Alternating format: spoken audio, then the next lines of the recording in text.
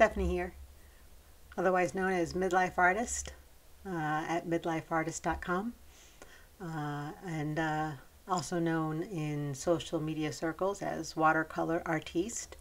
I've had that nickname for more than a decade. So that's how some of you probably already know me. So thank you for tuning in tonight and for joining me as I premiere my latest painting. This one's very personal to me. It speaks to motherhood. Motherhood is often very characterized as blessed and an experience to be felt and lived through in a very positive way, and that's no joke. But there's also a flip side to motherhood that can, if you're not careful, sideswipe you emotionally, and that's when your kids are hurting and you can't just fix it. It leaves you feeling helpless, and that was hard. And so in this video I seek to explain what led me to do this. Art therapy was a concept I was familiar with. I didn't really buy into it, and yet when I found myself in a pickle emotionally with no action item that would assuage my feelings of frustration, it made sense to try art therapy to see if that would help disperse some of that anxiety and frustration that I was feeling, since I had no other outlet. So without further ado, I'm going to go ahead and proceed with the video. The next clip is my explanation of what led me to this piece. Immediately following will be the process that this painting took over time.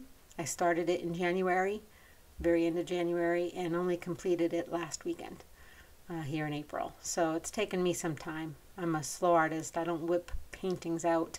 I'm very deliberate, as you'll find out. So without further ado, please take a listen.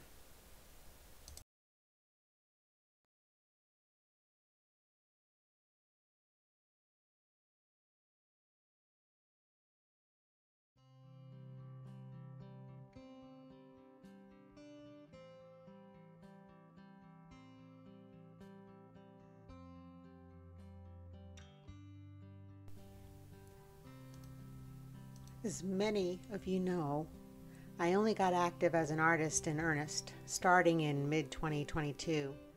And I had heard of the art therapy concept and wasn't quite sure if that was legitimate in terms of process and efficacy.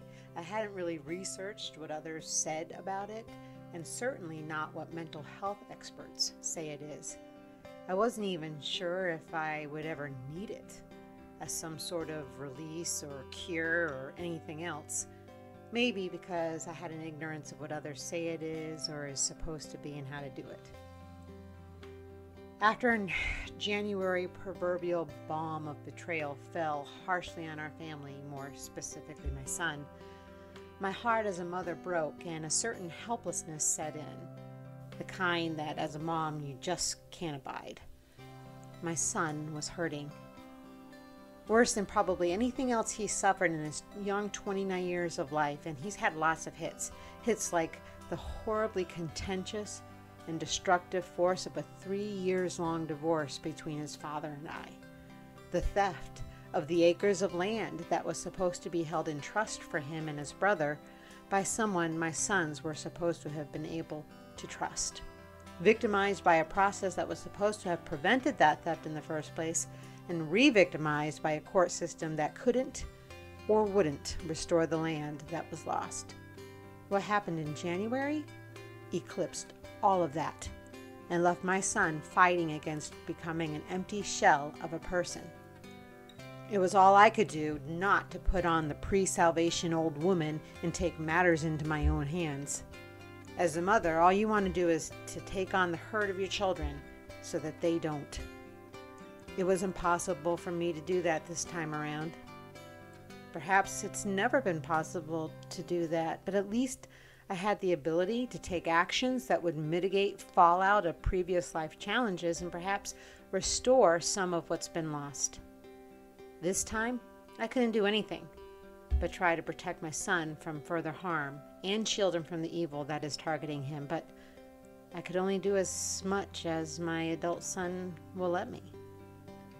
Having felt the kind of betrayal he himself is currently embroiled in, I can truthfully identify with how he feels and even the conflicted feelings of how to cope and survive it. I had certifiable experience and wisdom to impart in this circumstance, but wisdom sometimes cannot cut through the fog of emotions. My son has ceased confiding in me as to what is going on and how he's coping. From what I can tell, the evil that ensnares him continues to further isolate him from his support structure, and I fear he's making decisions that will only lead to a repeat of the abuse and hurt cast upon him. I know how easy it is to hope for things to get better without having to venture out of what's comfortable and known, but usually only heartache awaits on the other side of that. I have found out that the hard way, and I'd like to think my son wouldn't follow in those footsteps. I don't want to have to watch this train derail. It's all very frustrating. Being a mom, I've got a frenetic, anxious energy that needed to find a constructive release, and I didn't know how until I decided that maybe this is why art therapy was conceived. It's in this energy that has led me to today's reveal. I started this painting at the end of January, and I've finished it today. Has it helped? Maybe. It's certainly no cure, but it has transformed into a message creatively developed over these several months. A message only a loving mom who wants nothing but the best that life has to offer for her sons can give. There are some that look at life through rose-colored glasses, ignoring the lurking shadows of destruction in favor of hopeful tomorrows. And there is certainly a time and a place for that, but ignoring the reality of severe hurts in the hope that they somehow will not rear their ugly heads again isn't advisable. Helplessness is a place I hate being. It's also an alarm bell from Almighty God, resounding in my ears to let go and let God. I humbly, sincerely, and with complete abandon offer up prayers of comfort, protection, healing, and hopefulness on behalf of my son to the creator and lover of our respective souls, El Shaddai.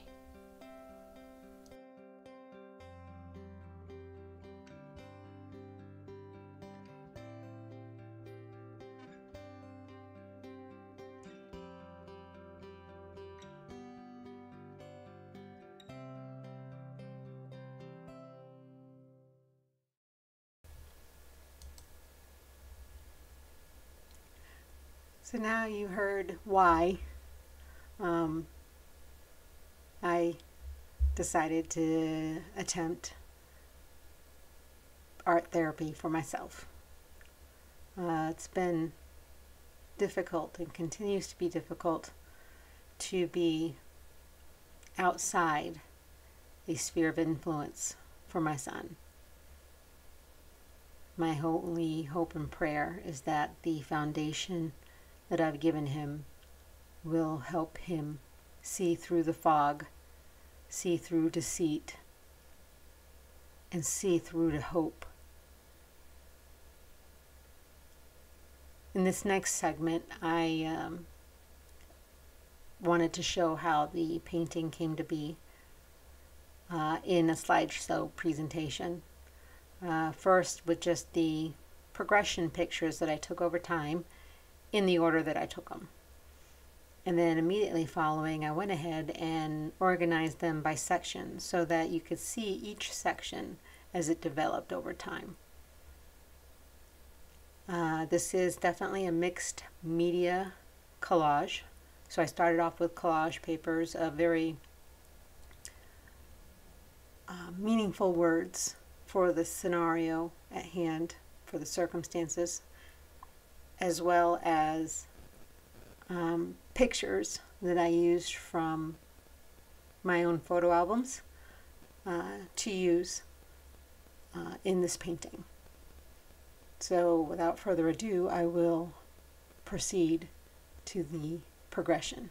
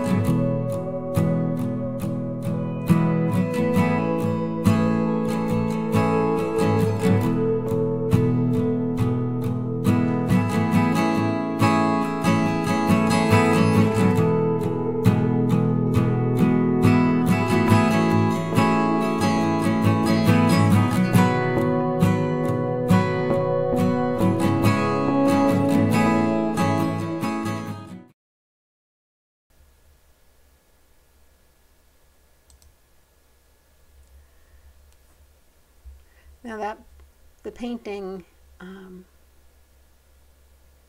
didn't come out the way I envisioned it, but then again, I didn't really have a clear vision of how I wanted it to be finished. During the process, I had an idea that I would use a very limited color palette that I would then expound on with a full color palette. But as I developed the painting, both I and my husband agreed that the limited color palette I was using seemed to fit my mood. So I kept it that way. In the middle of the composition is a letter that is written to my son, singular. However, no matter which one of my sons reads that letter, it would be to either of them at the time that they'll need it. And I hope they won't ever need to read that letter.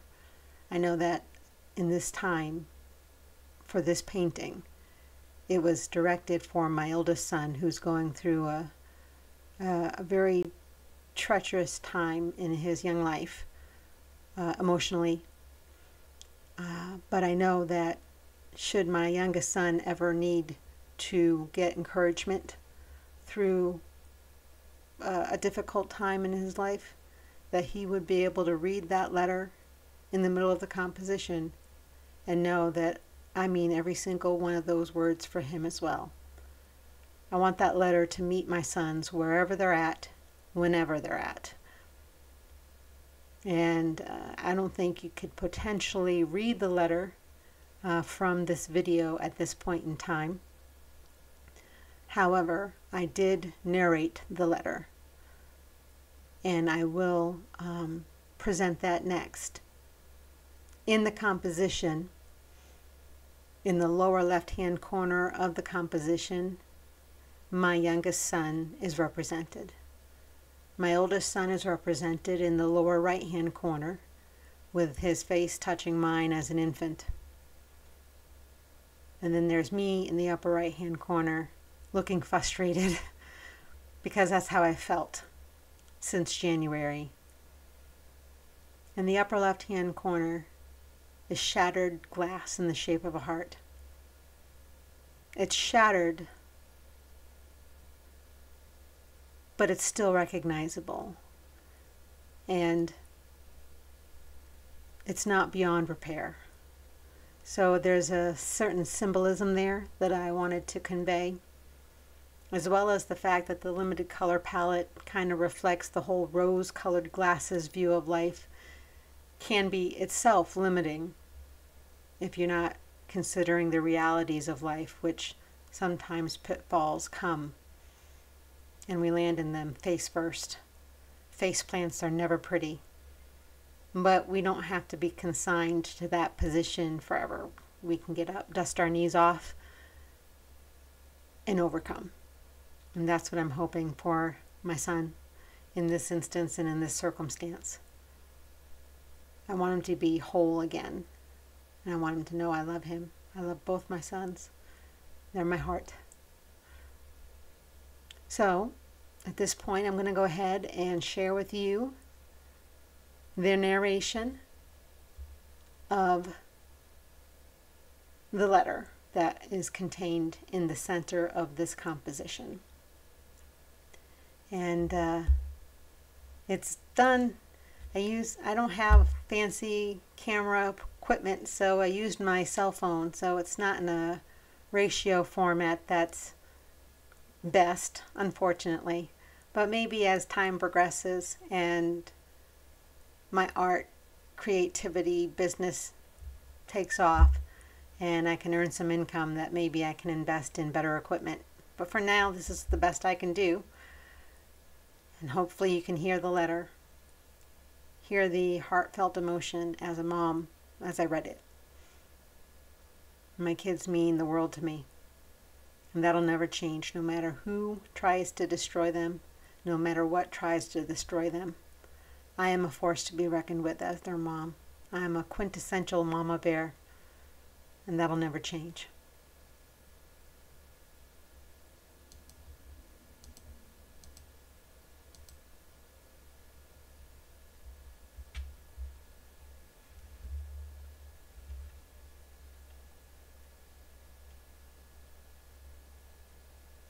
Position, reeling from pain caused by others, many times by people we loved and trusted. We will feel utterly violated, numb with shock and dismay. Because I just realized the microphone was not on for the video. So, yeah. There's the beginner person in me. Doing video content creation where I have no right to do so. Let's try this again, shall we?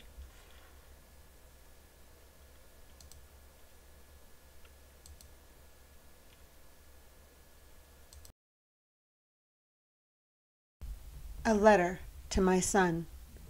In this life, we will undoubtedly find ourselves either on our knees or in a fetal position, reeling from pain caused by others, many times by people we loved and trusted. We will feel utterly violated, numb with shock and dismayed. Feeling lost, we will not know how to regain our footing, and the devastation we feel will seemingly last forever. But it won't. It only lasts for a season. Inevitably, we also experience episodes of complete joy and fulfillment with people we love and trust, those who will never let us down. Together, we ride a crest of sunshine and rainbows that fill our hearts with happiness and inspiration and cause us to hope for good and better things. It is a fact of life that we will all navigate these different seasons in life, but it's how we do so that makes the difference between the potential failure to live or our victory over defeat. When we feel at our most alone, our most defeated, we are also at our most vulnerable, and it's in this exact moment that we must open our eyes to the tactics of the enemy of our souls. We must see the lies whispered into our hearts for what they are.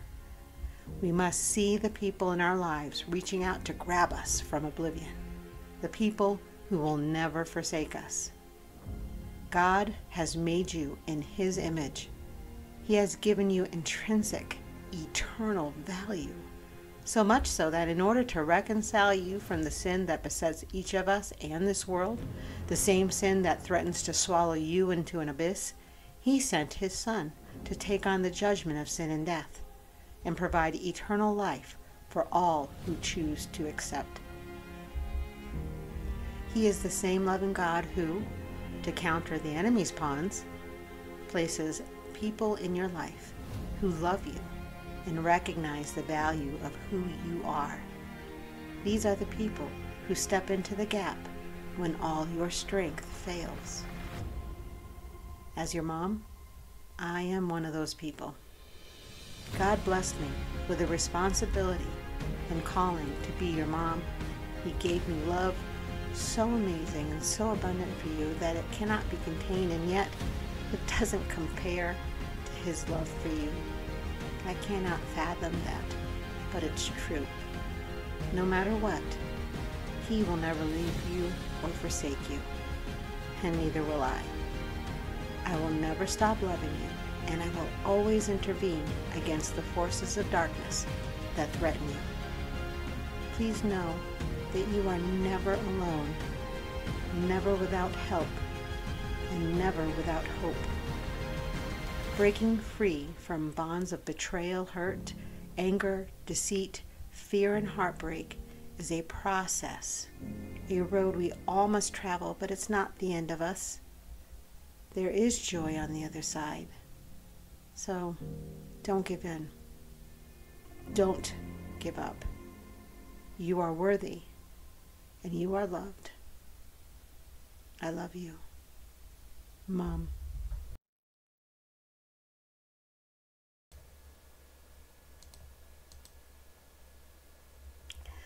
Well, I hope that came through. Again, sorry for the mishap. I thought I was going to pull this one off without too much of a glitch, but I was wrong. I mean, I could have started over and tried again to polish it up, but hey, let's just be real. I don't know how else to be. That's the message I wanted to send my sons, my oldest particularly in this time. I hope my youngest son doesn't have to read that letter or hear that letter in the future, but we know life will throw curveballs at us. As long as I'm on this earth and not called home to glory, I will be a godly spiritual force to be reckoned with on behalf of my sons against the enemies of their souls. So be forewarned. Anyway, I do love my sons. Thank you for joining me tonight. And if I manage in this time to figure out how to do a chat online and a live stream, feel free to join me if you see it on my Rumble or YouTube or both, and I can answer questions. If you don't see me on Rumble and YouTube, it's because I didn't figure it out and I still have a large learning curve to traverse. So I'll beg for forgiveness now just in case. Thanks again for joining me, and have a wonderful evening. you.